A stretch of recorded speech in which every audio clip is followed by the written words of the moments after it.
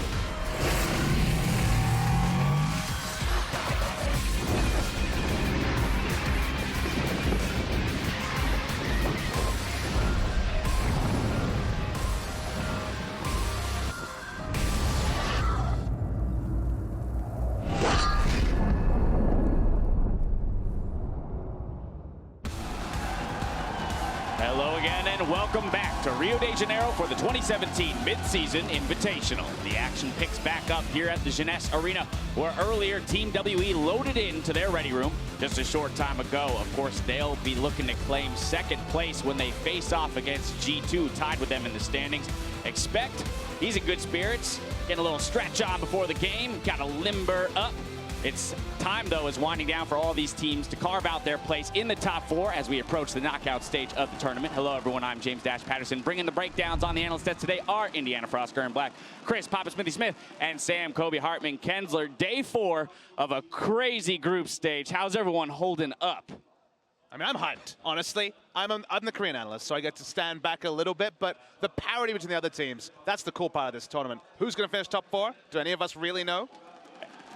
I don't know. That's for you guys to tell me in just a bit. Kobe, how are you holding up? I mean, there's been so many push and pull moments, you know, for all regions. It's incredibly passionate as well. I mean, the Gigabyte Marines showing up as strong as they have here has really caused most of the teams coming to have an identity crisis, really, and actually have to figure out who they really are in international play, where they're so secure coming from their home regions. Everything's up in the air here. All right, with 12 games left to play here in Rio, SKT has already secured their spot in next week's bracket.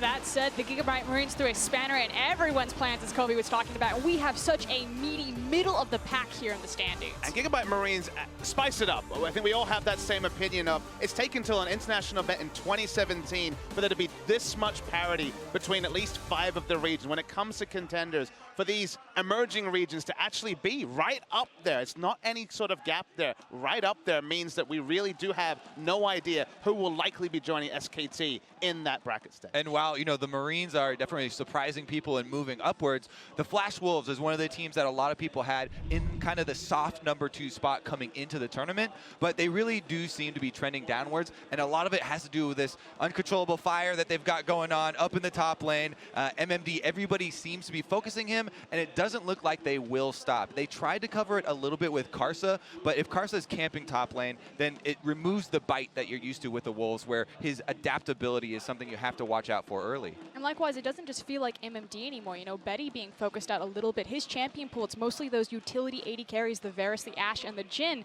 And, you know, we've seen other teams going towards the hyper carries, the Caitlyn's and the Twitch, and he seems really hesitant to pick them up to the same amount of success. And Papa, that's indicative of, you know, needing growth and time in your career, right? Immediately coming in when the utility meta is there, Betty performs and he impresses. But here, as the meta evolves, we're starting to see some struggles, and perhaps, you know, as his career develops, he may be able to slot into that more carry-oriented role. It's actually really interesting to see that he himself gave that interview to Yahoo eSports where he talked about, well, it feels like the meta that got us here doesn't really exist. Now, we touched on the meta before, moving towards that more 80 carry, hyper carry focused meta, and also having carry top laners. It feels like neither of those parts, again, MMD and Betty are the two to talk about there, neither of those parts are functioning to allow Flash Wolves to be the top 2 team that we thought they would be. And while we're on the topic of ADCs, I want to talk about G2 eSports, seeming to find a little bit of security in the standings. It's at 3-3, 1 game ahead of the rest of the pack, tied with WE at the moment. But hey, they have the ability to win through Sven, and yesterday we saw a nice look from them in the early game. Yeah, that's the big thing. You know, we expect them to be kind of the slow-moving turtle team, at least this tournament, but they decided to turn it on early game. Trick on a Graves performance. I can't expect he'll get the champion again because it was phenomenal yesterday. Yeah, I mean, pick and ban is something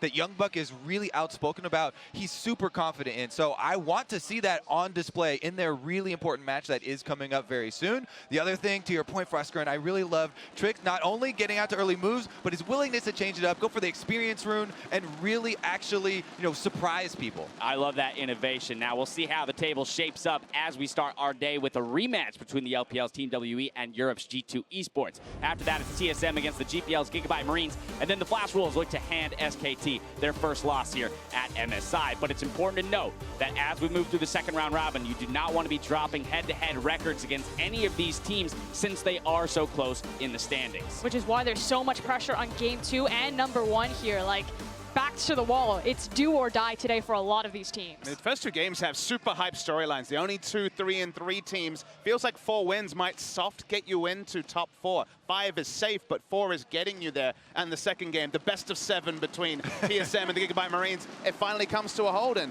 we already had NA versus EUB, a hyped understory yesterday. This best of 7, it's hyped as well. I'm hoping I can breathe a sigh of relief after game 2 today. Until then, I'm going to be very, very stressed out. It's a tight race, though, for seeding in the knockout stage. So I want to hear from you guys who you think is going to make it out of groups, given today what kind of moves those teams will have to make in order to separate from the pack. We want to know from you at home as well, though. So tweet us at LOL Esports and be sure to use the hashtag MSI2017. We'll be checking in throughout the day. But now, your predictions. Let's get them. Ah, it's so tough. You know, we were talking about this a little bit before the It feels like desk. we have 2 teams that the 3 of us are committing to, right? WE and G2. The 3-3, the teams that we already mentioned that are tied right now for second place, part of the reason is that they're the ones that have been slightly more consistent than the rest of them, right? G2 and WE were a bit more confident in saying that they are going to move forward, and then it really gets difficult when we're trying to pick up the last spot. All right, so then within that G2-WE matchup, since it's the first one of the day, let's narrow in on that and get your predictions specifically for this matchup. And we already talked about Trick stepping up yesterday. Is he going to get the Graves again? Will he continue to perform? Is he the linchpin to G2's success? I think so, but not in the way that you're expecting. I don't think we're going to see them get the Graves. I think Team WE are heads up enough in their draft that they are not going to let this guy anywhere near this champion, especially because it's also a massively shared champion pool with Connie. Graves is one of his #1 go-tos. That said, I think what they're going to do is they're going to use Trick as a flex. He's got that cheeky rumble, and I think they're going to use it to help pinch the top lane in 957's champion pool, because when Team WE struggle, it's when you slow that guy down. You think about the TSM Jace game. That was atrocious, and G2 want to replicate that. Thoughts from the other two? I mean, last time Trick really got blown out of the water. It was ironically the Graves from Condi this time that allowed them to actually pick up the victory there, and Trick's Nunu certainly left a lot to be desired.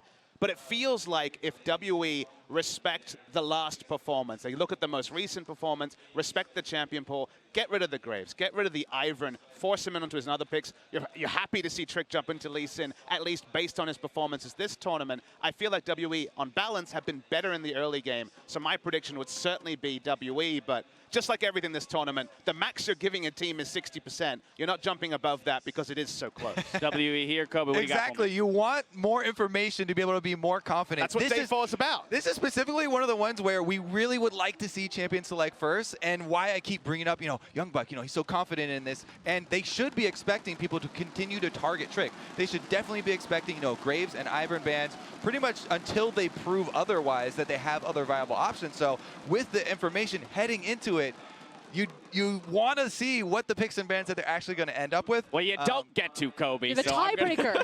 Exactly.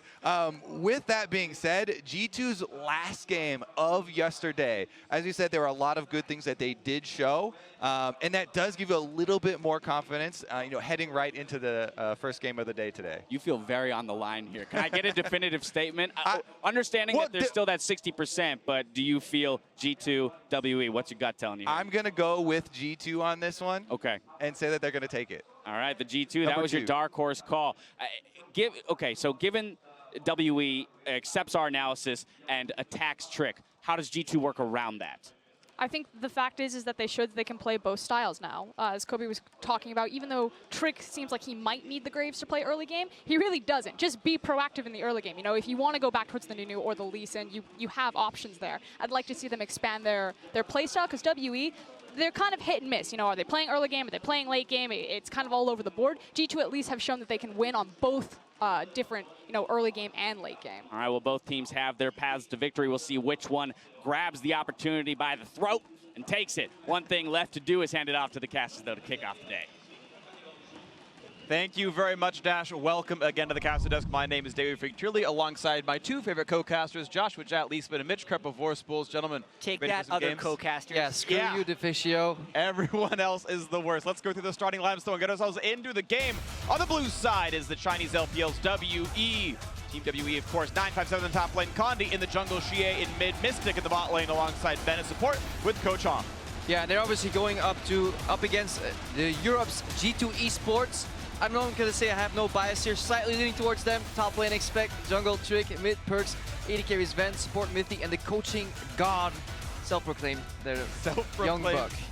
Alongside Perks' mid lane kingdom, the self-proclaimed coaching god. G2, a lot of egos here. I spoke to Perks in the makeup room earlier, and he's like, the entire tournament has been my lane kingdom, but today is going to be extra special, so hopefully it comes through for Europe. Yeah, and it's interesting too, because I think Perks has really performed well at this tournament. Even though G2 hasn't been a good early game team, Perks has been a good early game mid laner. He's actually 6 kills, 1 death, 3 assists in the first 15 minutes.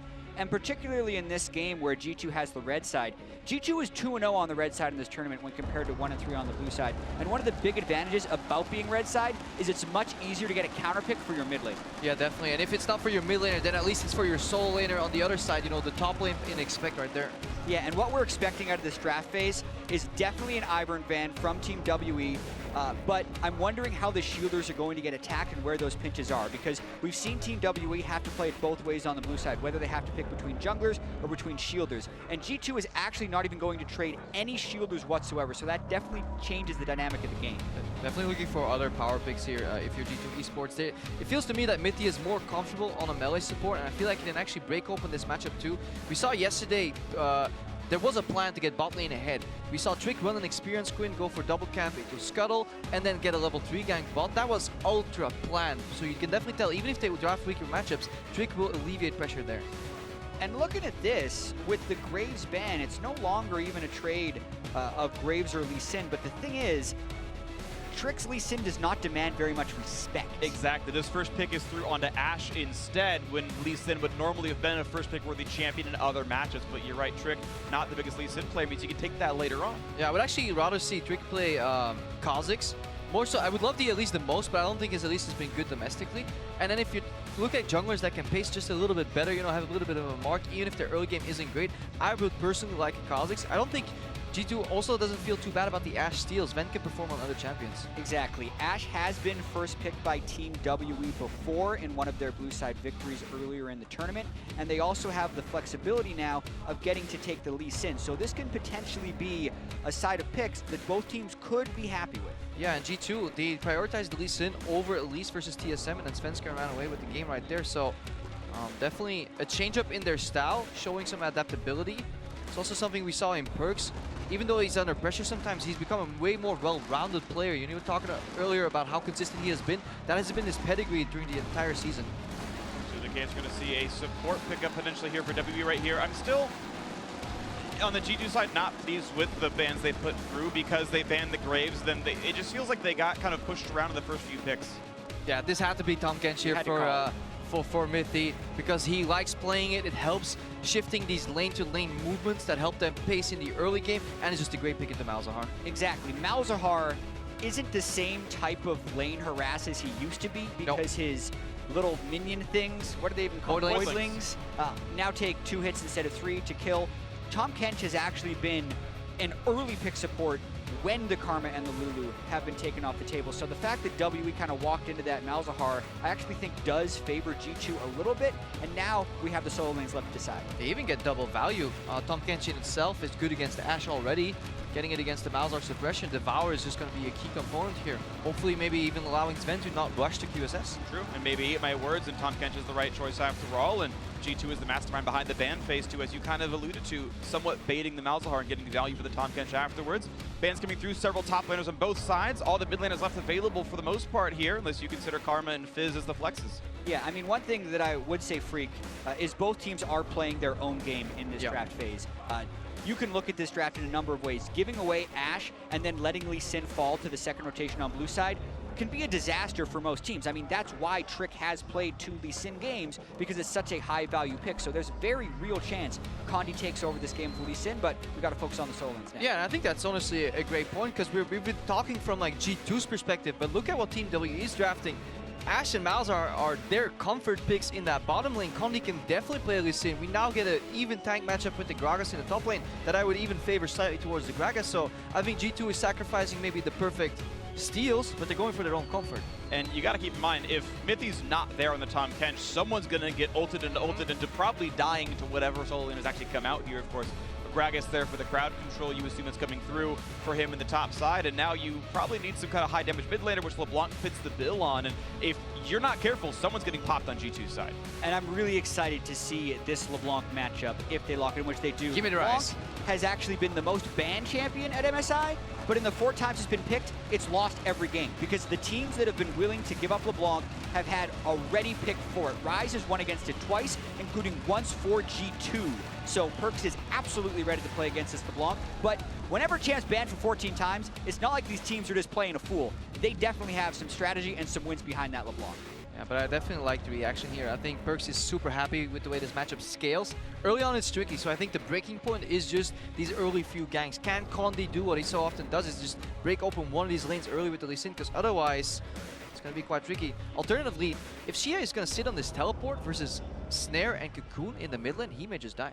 Yeah, that's a potentially dangerous lane, but I also see the Gragas pushing the Shen, the Ashe Malzahar pushing in the Varus Tahm Kench, and maybe the LeBlanc getting some shove onto the Rise. So this is close to being a disaster early game if G2 loses a little bit of pressure, because with all the pushing lanes and a strong Lee Sin jungle, that's kind of what happened to G2 the first time they played WE. They got run over early and were never able to recover. I'm actually interested to see how this bot lane plays out, because if you sacrifice potions for push, you can do things like eating a Voidling and spitting it out, or just hard pushing with Tahm Kench and using the thick skin to soak. And Varus still has some AoE potential. They may actually need to go a little bit risky there to prevent exactly what you're saying there, Jet, and not get triple pushed. We'll see what happens. Of course, we know that Condi has been one of the best performing junglers this tournament. Certainly has been having better games than Trick, despite both these teams being 3-3. Condi has been a more consistent point of strength. And as you mentioned, 3 pushing lanes, Condi's form so far this week, this could be a complete recipe for success for that Chinese LPL team, for Team WE. And again, WE beat G2 the first time around. These are the two teams tied in second place. WE wins here. They're up to 4-3. They own the head-to-head 2-0. And that road to the top 4, that road to a high seed into the top 4, means they are in a good spot for a finals berth at the very end of it all. If this train continues, WE looking to be strong here. 6 games played so far at MSI for all teams. 4 remaining with a likely undefeated team in the top. We're putting the barrier for making it into the next round. 5 wins probably gets you there. 4 wins still could. So the fact that these teams are already sitting at 3 means this game really gives you a lot of wiggle room in future matchups. Yeah, and in terms of the victories it gets you, top 4 is what you want for the seed for your region. If going further in the tournament though, then you want to be at least 2nd or 3rd, or you meet SKT in the semifinals, and it's going to be a quick trip home. And we talked a lot about pushing lanes and champion select. I want to relay that with some stats from the tournament so far. We have a stat called forward percentage, which is the percentage of time a player is more than halfway across the map. Mystic and Ben play very forward and have been very dominant in lane. Mystic's been plus 15 CSD at 15, as well as him and Ben both having forward percentages of around 35%, which is close to the highest in the tournament. G2 has been playing back the whole time. Sven's -3 minus CSD at 15, and their forward percentages are about 15%, which is one of the lowest of all the teams. So even if they were going to try and play aggressive, it's not been happening this tournament, and their champions don't dictate it. It's interesting. G2, as you mentioned, statistics have been the worst early game team. They've been behind more than anyone else here, and yet they are 3-3. They are still second place team. They've made the comebacks happen. Now, it doesn't make you feel really confident when you're losing all your early games, but they have at least managed to withstand those early games pretty well. But they have been recently adapting. So the last time they drafted a lane that would get hard pushed on their turret with the Twitch, they had an early gank to relieve pressure. However, it seems as Trick starting on his right side, pathing away from this bot lane. So Mithy and Sven, they will have to take the honestly tough task of farming on the turret. They have excelled at this though, synergy-wise. That's actually here where we see Ben start with E. The new Malzahar may actually just max E or Q and just forgo the whole Voidling harass pattern against this matchup. We'll have to see what he ends up doing here in this game. I'm definitely not up to snuff on the new Malzahar trends. But right now, Trick doing the blue wolves into red start. I lost my place briefly, and looks like a very similar sort of mirror type of pattern from Condi. They're both going to get level 3 with double buffs on the top half of the map.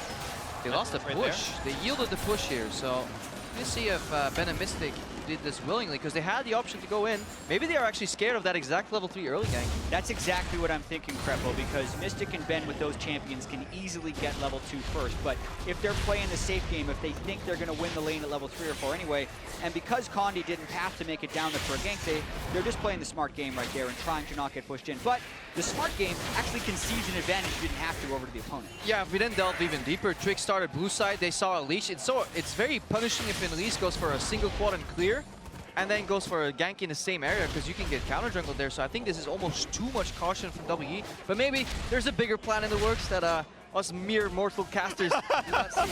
Yeah, and this is a minor point. League of Legends is actually a game that's impossible to play perfectly. You can make correct decisions, but those are still based on assumptions. And the assumption for WE is that Trick would be going for an early game. He didn't, which makes it look wrong, and that's why they didn't get the push level 2.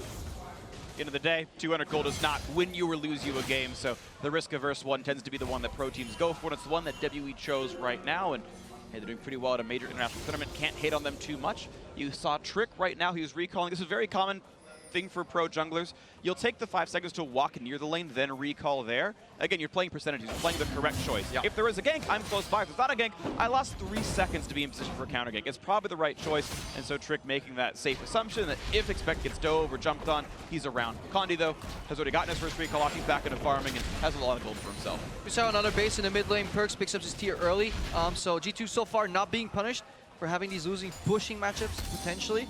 Obviously, it spikes at level 6 there where Gia can disappear. Also, double teleport is something we will have to track. They're going to eat Ben. This could be the kill right away. They can get this one to happen. Low HP onto him, running away, exhaust onto Sven. Here comes Condi. Nice flash to get away from the Q.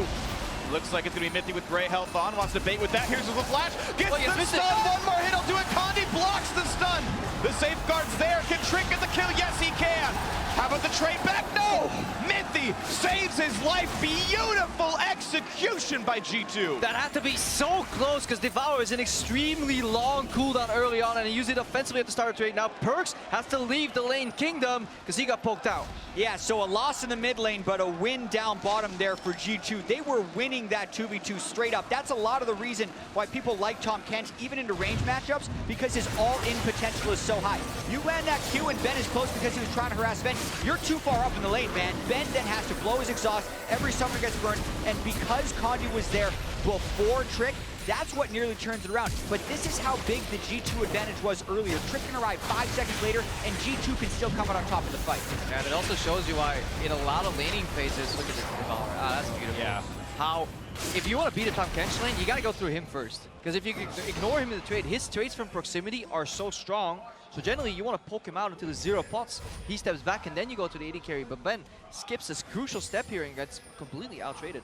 And what's funny to me is it reminds me of when WE lost to Gigabyte Marines yesterday. When I cast them, it was Ben walking up when he shouldn't have. In the Marines game, it was him walking up and exhausting his Zyra when they were trying to go for someone else. Here, he's walking past the Tahm Kench to get comboed on, and lo and behold, loses the bot lane matchup as a result. Yeah, and that's the crazy thing, right, for WE, because Mystic has the best CS differential stats in the bottom lane, and they're often pushed up, so they're playing very aggressive. But that 10 or 15 CS actually isn't going to matter if you're giving up kills in lane, because the 15 CS isn't going to equal the first blood gold that's about 600 going over to the other team. So definitely now what's becoming a trend for WE. Shifting to the other side of the map here, Perks, he still maintained his flash. More importantly, he can now play aggressive because he has backup from Expect. Expect hit level 6. He's currently in an empty lane. That's why Perks is going this aggro. Now, of course, 957 is there to potentially cancel out, but his teleport is down. TP down means it's harder to roam around, of course. Expect in 957 still in a trading pattern, but Trick coming in to turn the gank around. There's a nice cocoon, a lot of stuns there. No more CC to land. Actually, Duke's back against the explosive cast. Hey, some damage. Yeah, both top laners were actually trading. Body slam from Gragas and taunt from Expect. So the gank from Trick there was pretty low risk, and 957 was very safe with the way he tried to get away, flashing and ulting. That leaves him a little bit vulnerable for later, if Perks can ever find a window in mid lane to come die. See what comes in next. 600 gold difference right now. G2 basically up the value of that first blood plus assist. One of the major benefits of having Ashe on the team. Hawkshot knows that Raptors are down, red buff spawning soon, and that Trick is exactly topside by the Krugs. Might have gone by the blue buff and seen that was up as well. Yeah, but Trick on low HP and low resources means he has to base and then go for his clear. His red buff's up, so the bot lane can actually expect Trick to not arrive very soon. But we're also approaching a secondary key ultimate here for the G2 lineup. This Tahm Kench ultimate can really surprise people, especially if you pair it with an aggressive jungle like Elise. Yeah, Tahm Kench and Shen, the number of things that can appear from nowhere. And Rise is close to its peak, actually, as far as team compositions are concerned.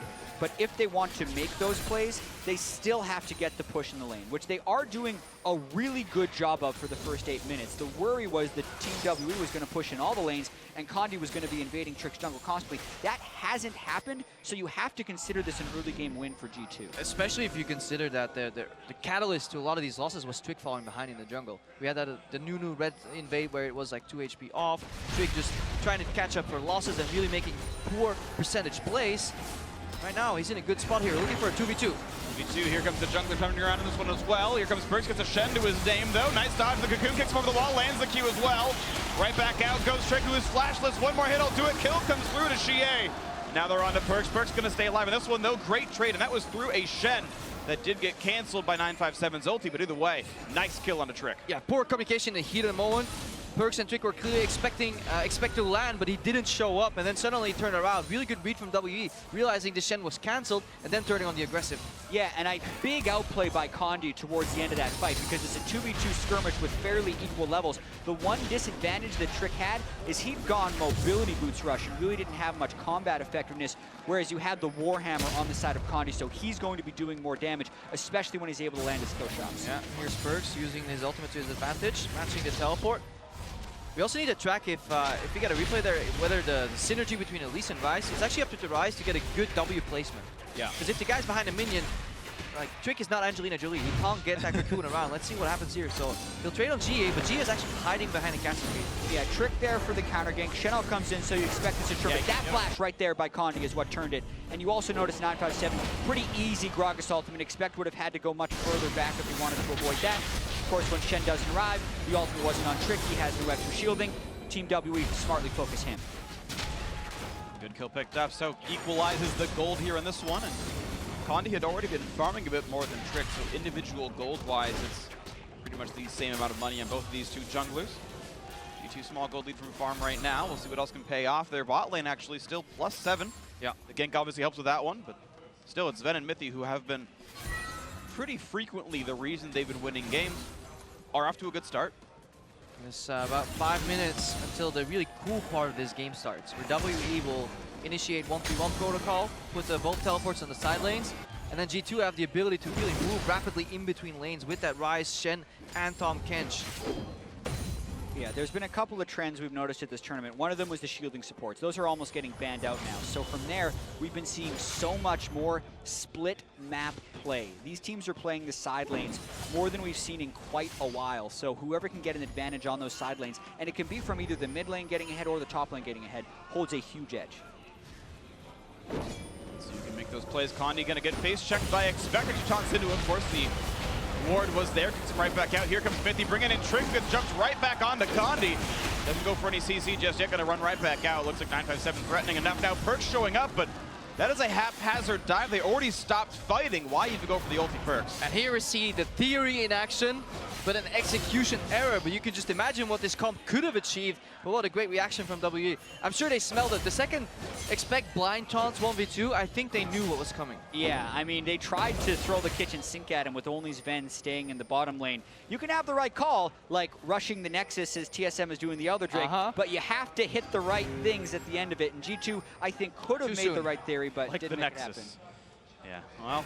What about in 2014 when you had the right call? Is that too soon? That's fine. We can talk about that one. Okay. Statute of limitations for Nexus rushes. Great. Oh, here we are at a tied game. This one, again, very important as it's the last time these teams will play each other during the group stage, and it's the two teams tied for second, the 3-3 record. When you've got a 6-0 SK Telecom T1 is pretty good when you're expecting to lose twice to that Korean squad. No major offensive moves have been coming through for Team WE just yet, and the thing is, they are on their key ultimates. We've got the Nether Grass from Ben, you've got the Enchanted Crystal Arrow from Mystic. These are the champions that you would expect to see starting out the fight. Now, against Tahm Kench, that's not going to happen really for you, but if they can get out of the lane and find someone else to kill, that can. Yeah, so it's actually both teams keeping each other at a status quo. A move you can often make with Varus and Tahm Kench is basing and switching sides of the map. But obviously you don't want to do that against WE because creating an open map for these split pushes is not really in G2's favor. So they're staying bot lane. I have a little bit of a pause right now so we can delve even deeper into that topic. Yeah, so specifically as we get to figure out what this pause was, whenever you were against a LeBlanc, the LeBlanc's motives is the side lanes. You're trying to push up the mid lane as quickly as possible, almost like any roamer, but the side lane threat LeBlanc has is so much higher. And the reason you match it with Ryze is by the late game, LeBlanc typically can't kill the Ryze, but Ryze doesn't have the same split push threat as LeBlanc. So really the goal for G2 in all this is to have Perks and the side lane survive until he's at that point where LeBlanc doesn't kill him, because then he can enter the fight faster than LeBlanc. Same for the carries. Looking at the Malzahar, everybody always talks about how he forces QSS buys and it makes an inefficient mid-game spike. But if you go into the late game, suddenly the support is rendered useless. He only brings a 2-second silence in teamfights, and that is pretty much it, because everybody will have an answer to his key ability. Whereas the Tahm Kench, Devour, scales up even better into the late game because the relative value, in my opinion, goes up.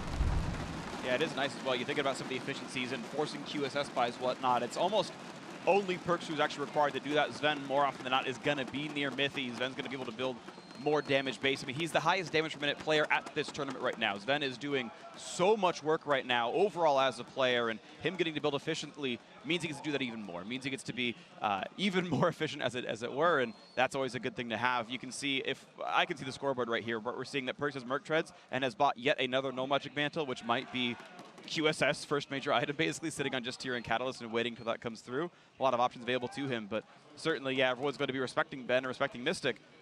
and then hoping they can win the team fights afterwards. Yeah, and they always have expect on that Shen as well. Going back to a familiar style, I feel like this is almost the G2 of a year ago, where they would just slap expect on tanks, hope for him to survive and contribute to the team.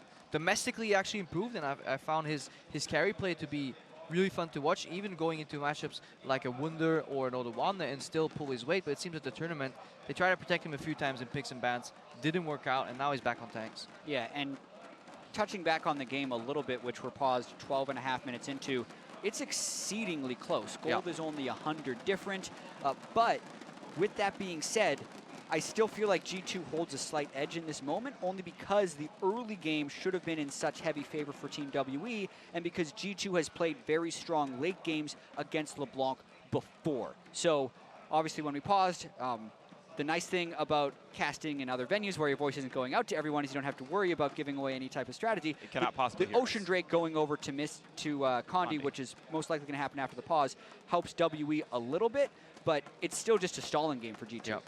There's the one problem that we sometimes look at, though, is Strick and his scaling, at least compared to Lee Sin, falls off a little bit, especially if you go for the Moby and then like the AP route on Elise. It's basically a shotgun approach tonight. Either you hit and kill, or you're essentially useless in these fights. I want to chime in quickly on the reason for the pause. League officials are investigating a network issue. Now, to my understanding, they are playing on a LAN client here, but don't have any further information than that, but that's what I've been told. So they are investigating that to make sure everything's going okay. Otherwise, we may ship off to the analyst desk in a few minutes when they're ready for us, but otherwise we're going to talk about this. It seems like this pause will take a couple more minutes still to resolve. If you want to go grab a drink of water, it's probably the best time for you at home. See you, freak. Yeah, all right, that's fine. I'll cast better without you guys around regardless. You said you're my favorites. It's because you let me talk more. That's why I can just hear myself talk more often. But yeah, hopefully we do get that resolved soon enough. You know, we had gone 3 days without a hitch, but unfortunately on day 4, something else happened. And we still wait to see what can be resolved. Yeah. I mean, you say without a hitch. Mithy did pause when he thought his side That's true. Landed. I had to bring that up. Yeah, I mean, we keep bringing out we points were going to mention about that. I still think it's fine for a player to pause whenever they think something could go wrong. Because if it actually was, you would regret it. And the pause that Mithy did was about a minute long. So I think it's totally fine, even though people were flaming him for thinking that he should have landed. It's better to see a pro player once in a while pause a game and then be told that there was no reason to pause than there actually being an instance where he could have paused and then after the game feels really bad about it. You know, that is still the best outcome. In that particular instance, I also think it was because it wasn't an enraged W on the Renekton, and you're so used, whenever your Renekton plays, dashes in, that's a full Fury W, 3 strikes. That's the 1.5 seconds done. Not that. And also, even though it wasn't an issue, and I think he should have paused, it's still hilarious when a player thinks it should have landed, because then you can still casually flame him in a fun way. Yeah, of course you can. All right, well, as we mentioned, as the league officials are investigating a network issue on the stage, we are going to send it over to our analyst to fill in some time for us. Thank you very much, Freak. While they're investigating that networking issue on stage, we're going to get to talk about the games, or at least what we've seen of it so far. I love Jat there throwing a little mention about casual flame every once in a while. But with this game, we had questions around Trick, how WE might target him going into champion select. Well, he lands on Elise, so a champion that has the ability to make plays in the early game, and we were looking for him to do just that. Yeah, and you know, it got started. You had a great gank bottom lane. A lot of that was attributed to Mithy on that Tahm Kench, and that's kind of like the big pick for me. Like, yeah, it's nice to see Trick get the Elise, but I felt like it was a big oversight from Team WE to allow that Tahm Kench to go through. You know, in second rotation, they picked the Malzahar when you can clearly see the makings of a pick composition coming out. You know, the Varus, the Elise in first rotation from G2. I mean, the champion pool stuff, I think, rings really true, because Ivern and Graves are both banned out. The last one banned out by G2 as the final ban. And then you come to the point where, well, Lee Sin is there. You got to first pick it, but you remember, okay, G2 and Trick has tried it twice, and both times was underwhelming as the, let's say, broadcast-friendly version of what we saw on his Lee Sin. It was poor by international standards, so you don't need to first pick. You can go for the Ashe. That's the other big high priority pick. With both shielding supports gone, hyper carries are less viable, so most of the time you can go for the Ashe very safely. But I think Tahm Kench and Lee Sin are kind of the outliers here, where they get Lee Sin in the second round, which against any other team you would expect Lee Sin to be taken priority. And then because Ben is such a proponent of the Malzahar, he looks past the Tahm Kench that I think both teams should have been fighting for, and in the end it feels like G2 was kind of gifted. This is definitely the highlight pick of this pick and bans. Mithy plays a bunch of Tahm Kench, actually most played as well as the Ashe already being picked, and it's super good pick into both Malzahar and Lisa. So there's no hesitation with this pick. It's good. Everything that you're seeing made it really good. I think that was the the big win for that draft phase. But getting into the game, because we talk about execution, right? Yeah. And the play down bottom for G2 was around this Tahm Kench pick and made because of that specific pick. That's why we're focusing on it so much. The aftermath, though, Trick does use his flash for this gank, and it's very risky to then go for mid 2v2s, because when you go for a mid 2v2 early on in the game, almost always you go for the jungler and you target the jungler. Here's how it all started, though, where mid the Tahm Kench pick we're talking about. And take a note of where that Devour is. I cannot believe that he actually gets the cooldown long enough to gobble up Elise and carry her to safety. But that stun landing, that was so unfortunate. Even though Condi tries to body block the Cocoon. And then here's the thing. We think that Trick's going to go down here. Mithy to the rescue. Yeah, I mean, Trick was already pulling back because he knew he'd get in range for the Q and then get out. But the Tahm Kench having it up. You can see Mithy on your screens just bouncing around. He knows that the Devour was the difference there because he took that turret shot, a single more auto, and it would have been 1-for-1. Happy to get that kill, but to your point, Kobe, expending the flash there in order to get it, therefore roll into that mid lane 2v2, and the kill gets traded back. So currently evened up 1-to-1 in terms of kill score, slight gold advantage from CS to G2. But now I want to go all the way back to the beginning because I made you guys throw in your predictions. And Kobe, you were like, I really want to do predictions after champion. Oh, he gets what he wanted. So now we have that opportunity. This is actually even more. This is actually even more cheating because you've seen a couple minutes of play as well. The opening of the game as well. But since we've got the time, we may as well. Would you guys change your predictions based on what you've seen so far in terms of the team comps that have been put together and the play as it's developed so far in this game? I think I'll bite the bullet. I can see everyone's like, So looking across from Team WE's draft, if you're unfamiliar with the LPL, these are all comfort picks across the board. Condi on his Lee Sin, CA on the LeBlanc, Mystic on Ashe. There's a reason why it was a priority pick. And then Bing gets his Malzahar. Do I necessarily like the composition and how it fits into the Tahm Kench disruption? No, but there's no excuse for Team WE not to be able to execute on this because they play this, hundreds of times throughout the LPL. So I'm a bit weighted towards them there, even though I like G2's draft better late game. And it's funny that you think you're falling on your sword because I'm actually in the opposite camp where I actually predicted WE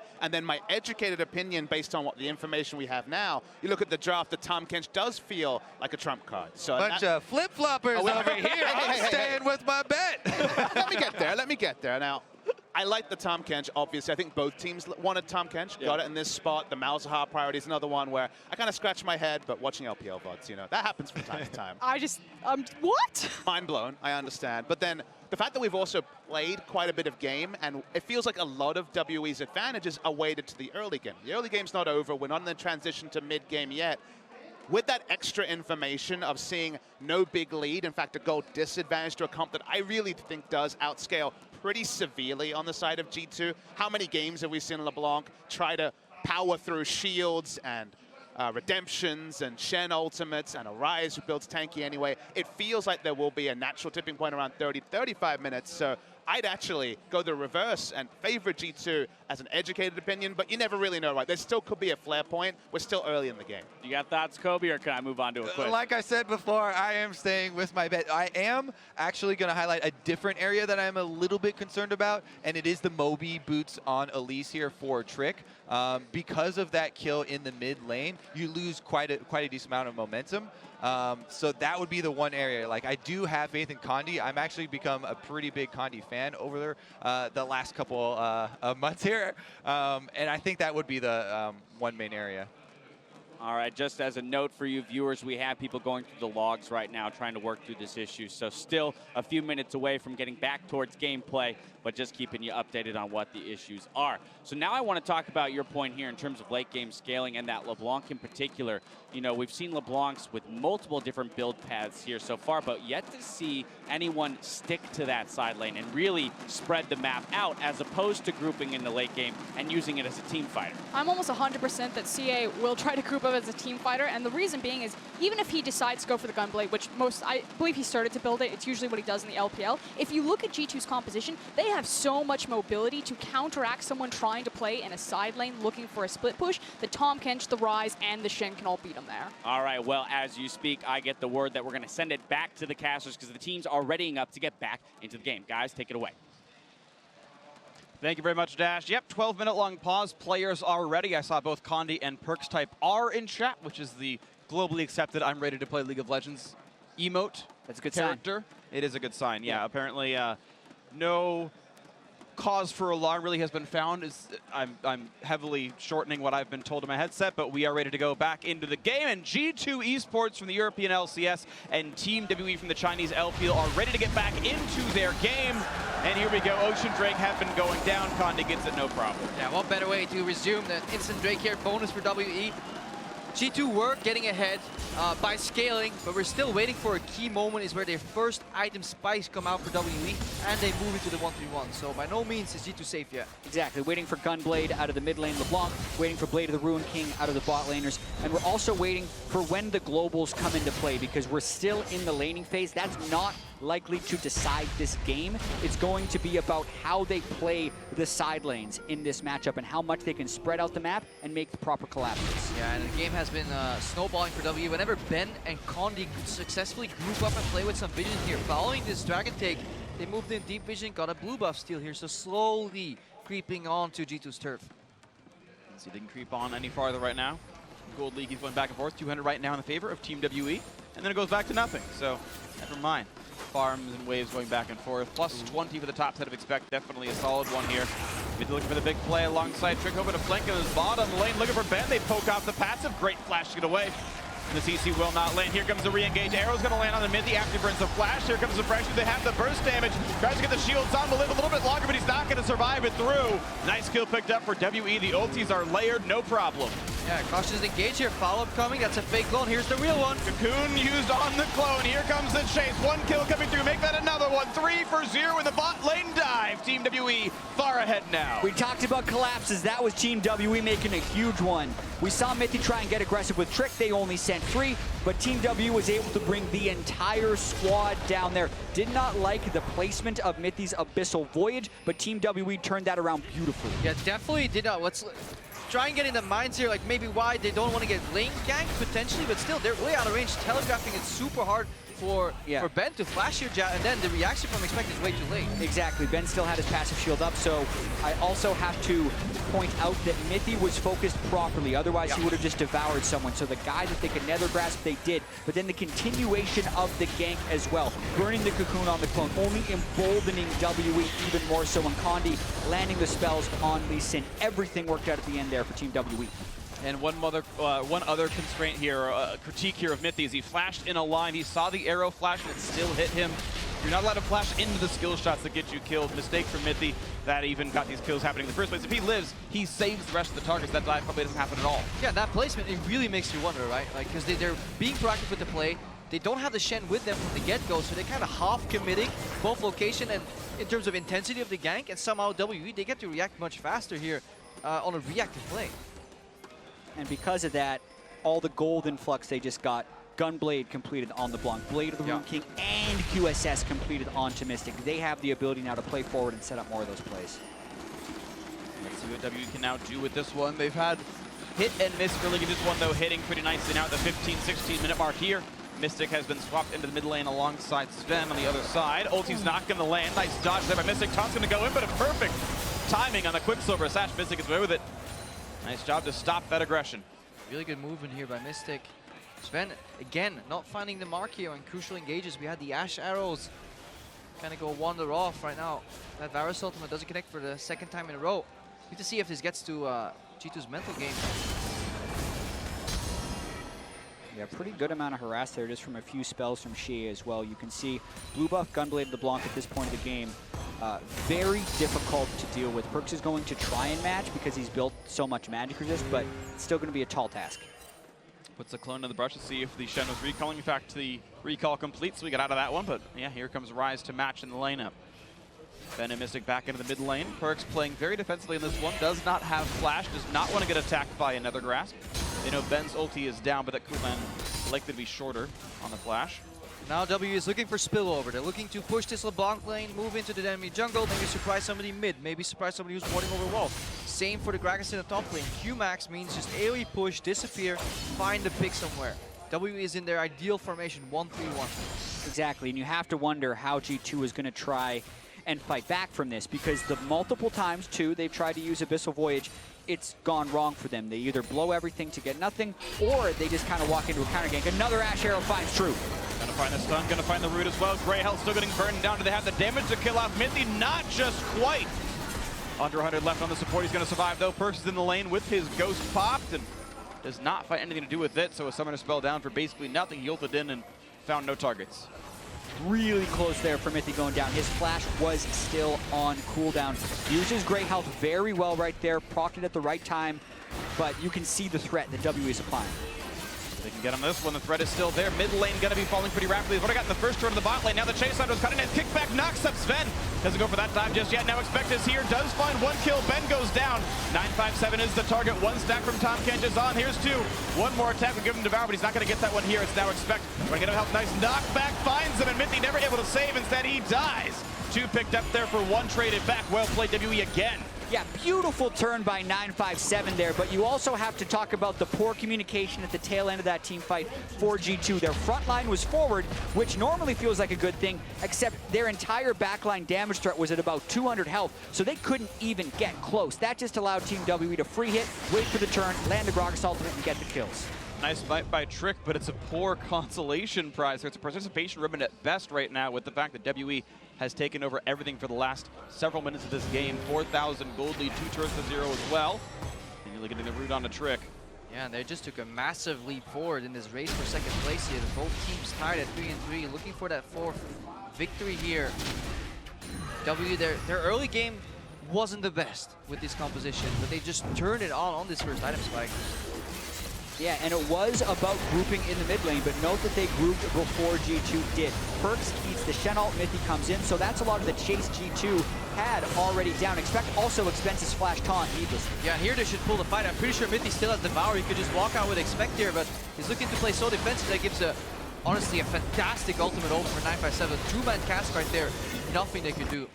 But really poor coordination from G2, as you're mentioning. Yeah, great play from WE, but Sven is literally hitting minions onto the turret while his front line was running for it. He had help to fight, and he didn't tell them, or he didn't get the message, or something went wrong where he's hitting minions when his tanks are trying to engage, and that just can't happen. Jat, you had mentioned before the low health bar on Perks as well, of course. And it's a mistake from G2 and capitulation by WE. Yeah, I could also be mistaken. Sven's flash may have been down during that fight. Whenever Gragas enters the fight like that with Body Slam Flash available as well as Cask, you have to be extremely respectful as someone like Sven. So I can see why he would stay back in that fight. Gonna dodge some of the CC. Trick is gonna be able to get away with this one. Explosive cast, jukes to the side. Perks is okay, so is Trick. Pretty well played defense by G2, but this red buff gonna be taken away, which is still advantage to Team WE. Smite guarantees another re-engage. Sven not long for the world. One more hit, I'll do it. Taken down by 957. Heavy lifting done by Xie, of course. Trick forced to run. It's a kill plus the red buff steal. WE just continuing to win everything. Perks pops X Drinker. Looking for Condi, won't get much more. Nice stun, stops 957. Yeah, G2 looking to reclaim something on the bot side of the map. Perks has had really good movement in his fights, but his allies are getting picked off. Turns out even if you have Flash available, Jat, you can still fall victim to Body Slam Flash and end up dying. Yeah, that fight was all about Xie getting the majority of the damage onto Sven, so now he's flashless and things are kind of going from bad to worse. Expect doesn't even stay to push the bottom lane. I thought that was the whole point of delaying the recalls, so not the best after-fight coordination, but watch Xie onto Sven. Mithy's not even close, of course. Normally you'd want him there so we can save Sven and prevent some of the damage coming through. Not even a possibility for him there. He's on the wrong side of the fight with that one. Can't objectively blame Mithy, but it's still the situation they were in. Yeah, and this game's getting out of hand because Team WE is making the right call in almost all cases here. Yes, G2 isn't playing as good defense as maybe they could be, but Team WE is just relentlessly assaulting them. Absolutely agree. All the time, they are into the jungle, looking for fights, looking for those pickoffs, and Xie has done so well on that LeBlanc. Yeah, this offensive playstyle with double split push also has really low cost of failure because the plays are made so deep in G2's jungle that even when they can outplay or neutralize, they can't get any objectives on the back of those plays, right? While WE is actually stealing away jungle farm from Drick. And that actually makes him fall further and further behind on this very snowball-y pick in the Elise. Absolutely the case, and even though he did get that first gank or counter gank or whatever you want to call it off, hasn't found much more so far in this game, and Condi is true to the pedigree we've seen so far this tournament. Condi is having the better game from the jungle role. Trick's managed to smite his own blue buff back. That's been about it so far this game.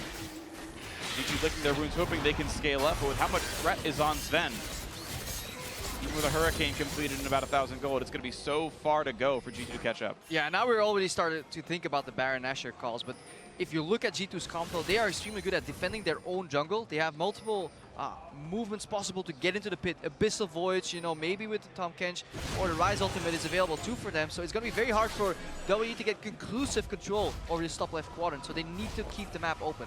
Yeah, and they need to continue to make the plays. We talk about the late game scaling of the Malzahar against a QSS Tahm Kench. If they ever end up in that situation where they group and they're not able to spread out the map, it makes the Malzahar mostly irrelevant. And likewise, if you get enough inherent magic resist and Sven doesn't get hit by Xie's skill shots, LeBlanc can be a non-factor. So you can have a lot of different ways of outscaling if you're G2 right here, as long as they can stop the bleeding. It just gets harder and harder the more successful plays Team WE make. And that's the thing, Team WE has made these successful plays. They are ahead. They've done such a good job in this game. 6,000 gold in 23 minutes is certainly a great mark to be in right now. And let's watch as they keep it going. They've got decent ward coverage in this top jungle. They've got about 6 around the Baron pit right now. 957 seems to have pretty good enough control over Expect in the lane. He's just kind of playing the part. It's about the other 4 and what they can do with this one. Again, that ward control pretty nice. You can see complete darkness in that upper river. G2 have to face check Fog of War brush after Fog of War brush. WE can be waiting in all of them. They're debating, are they 3-man Nashor? No, they aren't, but it's strict dying. They're going to look for a lot of damage into this one. Of course, the chain still follows. Stun into Mithy, pops the Quicksilver Sash, but that is health bars and cooldowns burned. And that's why it's really important to use the buddy system when you're checking the jungle like that with the Tahm Kench. Pretty much perfect use of the Devour and the QSS, but that still pushes them back. QSS is now down. They're low on health. Team WE make the turn. That's the play they have to make. They know it's so hard to actually get the kills in the jungle, so they're going to go for the Baron play itself. Trick was chunked. Has to come back into this one. But if it goes on, look for Abyssal Voids and Shadowty to drop Trick potentially into the pit. He can repel as well. This is a 50-50. 3,000 health, Perks off on the side. Here comes Shen. There's the null, and it's going to be a lot of damage. The taunt to run away. They're going to get them off Baron. Trick going to be chunked very low. Nice push in on Expect, but he's the tank. He's going to stay alive. G2 able to stop the Baron attempt. To G2's credit, they have been very good at defending Baron here at MSI. So another close hold, but WE is going to continue to go. The defense might be cut right now. It's going to be Xie getting the opening setup. Kill comes through to 957, but make no mistake, the hard work was done by the mid laner. Condi actually ends his Q on just the underside of the wall, so he gets pushed back. I know it looked funny, but that is going to work that way based on when he hit the button. But it looks like it's another attempt for Baron, this time with the dead mid laner, and double Ocean Drake to keep their health bars high. Yeah, they're going back. Drake is lurking around the top side. He knows he can wait a little bit here, so it's reaction. It's bait to poke, to starting Nashor, and then another turn here. It can't think. Do the unthinkable here with the steal. TP's coming in for Expect. Looking for the play. It's a 4v5. Trick over the wall, repels way early and dies for free. He didn't know how low it was. It's going to be a clean take. It's G2, forced to run away. WE with the great play secures the Baron with no sweat at all. I love the relentlessness, and I love how they utilized the double Ocean Drake. That was so critical there in the extended fight, never having to recall and still being at full health. But specifically, G2 just had no other ways of getting vision inside the pit. They kept the control ward down so that the blue ward was able to just get disabled, and then Trick just had to try to find his way because they were out of control with, they're out of everything else for vision. WE has been forcing G2 to gamble. When initially it was Axe pushing up the lane solo and mid, and they could technically be doing 3-man Nashor. G2 gambled on the face check, they got punished and poked out, then they had to go around. W did not want to go for 50-50, so they got key ultimates, turn again, and meanwhile, the Ocean Drakes just kept on ticking and ticking and ticking, and then they went in. And I love that you can play with the speed at which you take a Baron Nashor. A lot of teams will do a 50-50 and actually hold it on 3,000. Wait for somebody to come in, kill that guy, and then turn. So this is actually very calmly played by WE. Definitely agree. Smart stuff out of this squad, and the 8,000 gold is what's there to show how good they've been in this game. Turning around a single bot lane counter gank, and otherwise it's all been roses. The Chinese squad right here looking to improve to 4-2, looking to make it a 2-0 head-to-head against G2, which would tie break any two-team tiebreaker, obviously, which sets WE in pole position to get that second place bye. I realize they already have pole position for second place, but trust me, it's going to work in this metaphor here. 9,000 gold looking for the push now into the bottom lane. Inhibitor turret under fire shortly. G2 against the ropes. Yeah, Team WE has done such a great job of snowballing this one up until this point. They have the sustain as well, so they can keep this as a relentless push. Mystic goes down to half health. He's got good lifesteal as well as Ocean Drake, so he'll be full health in no time. Yeah, this full health. And this is a team as well that stepped into the tournament with Condi and Mystic being their big names alongside GA. But I feel like 957 has really done a great job in their wins here. Key factor. Now Sven's flying in.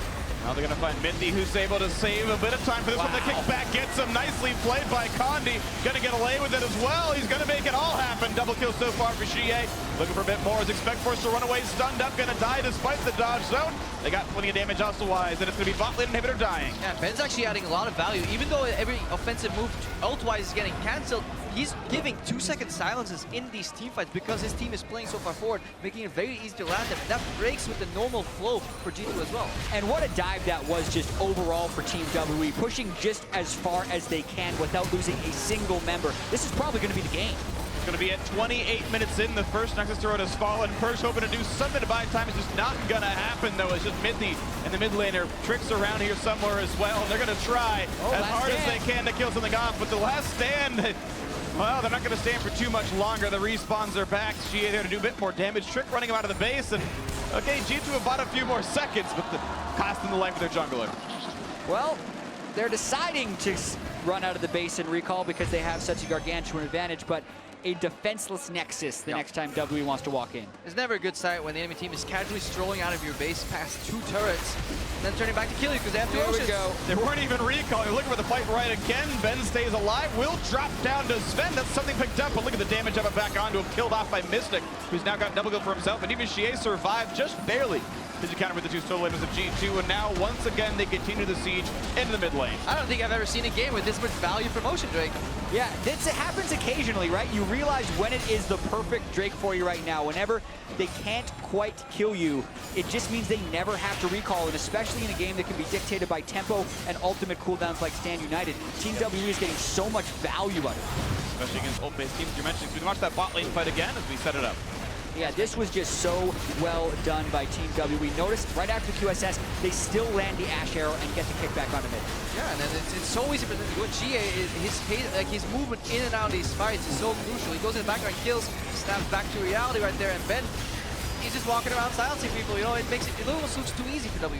Yeah, the turret was also on 957 for the majority of that dive after Condi had gone in for the first one, so they even bounced that properly. Just very well done. There's not much left to do now. G2.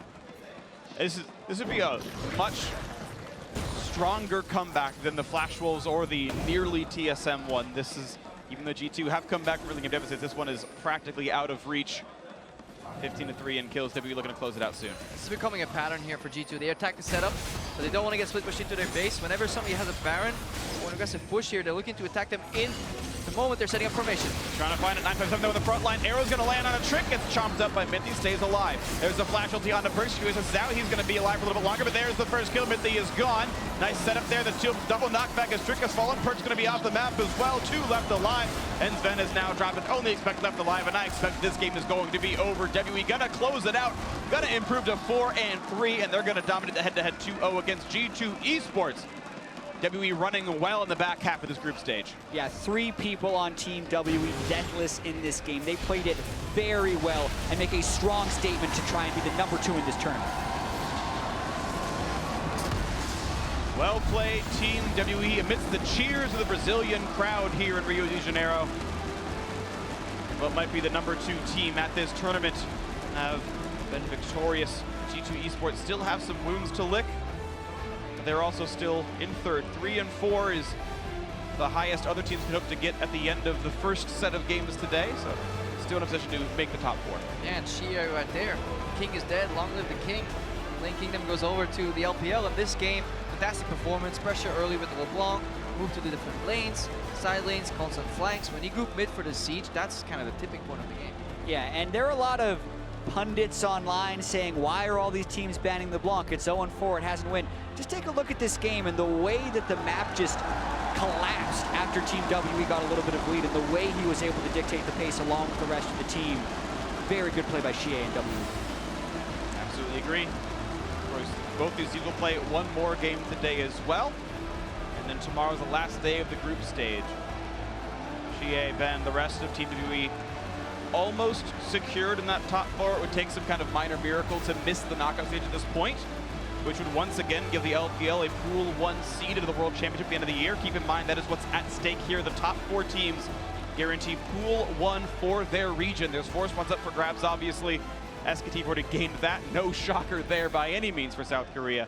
But still, that is what's here at stakes for the... There's 3 of the next 5 that are going to get that here. And whether it's going to be the GPL, North America, or more likely the LMS and China and Europe, we're going to see which team can do that. Either way, it was a fun game to catch. We're going to head over to our analysts now to get their thoughts on that WE win.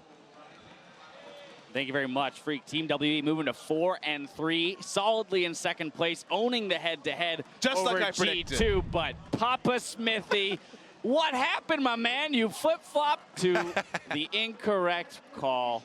What do you have to say for yourself? Dash, I think you can tell what sort of a test taker I was on multiple choice tests because this game went exactly like I first predicted.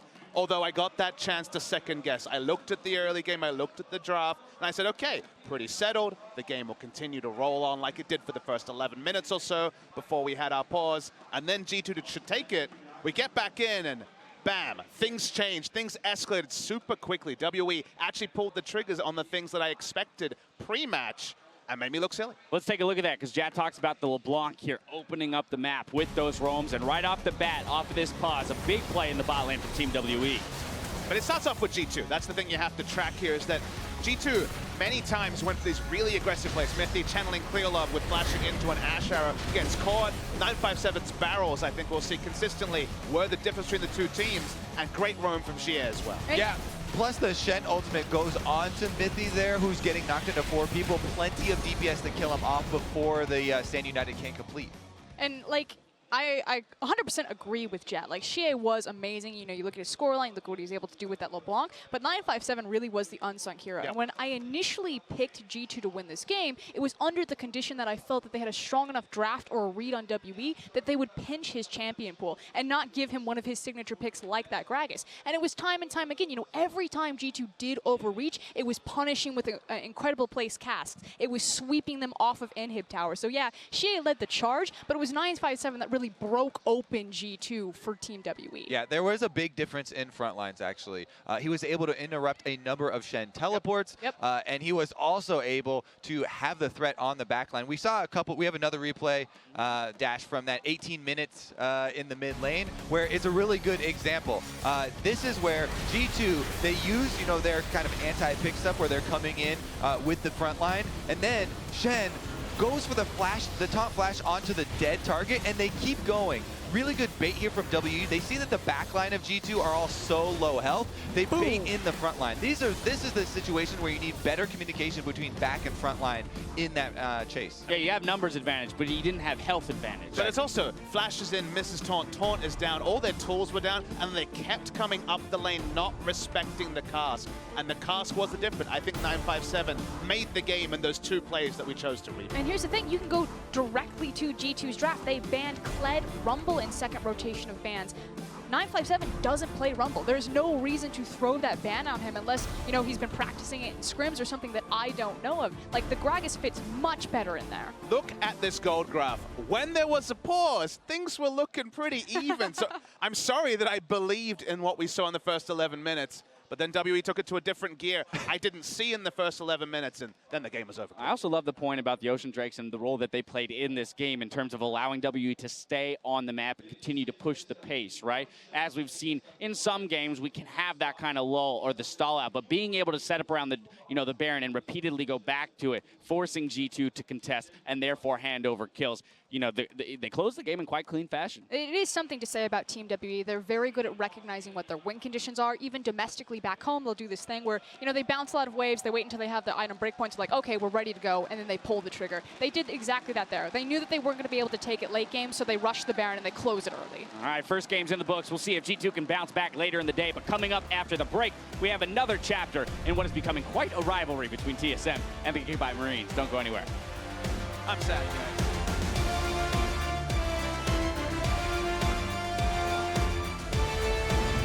Health on, wants to bait with that. Here's the flash. Gets the stun. One more hit. I'll do it. Condi blocks the stun. The safeguard's there. Can Trick get the kill? Yes, he can. How about the trade back? No. Mithy saves his life. Beautiful execution execution by G2. Here's 2. One more attack will give him Devour, but he's not going to get that one here. It's now Expect. We're going to help. Nice knockback. Finds him, and Minty never able to save. Instead, he dies. Here's 2. One more attack will give him Devour, but he's not going to get that one here. It's now Expect. We're going to help. Nice knockback. Finds him, and Minty never able to save. Instead, he dies. 2 picked up there for 1 traded back. Well played, WE again.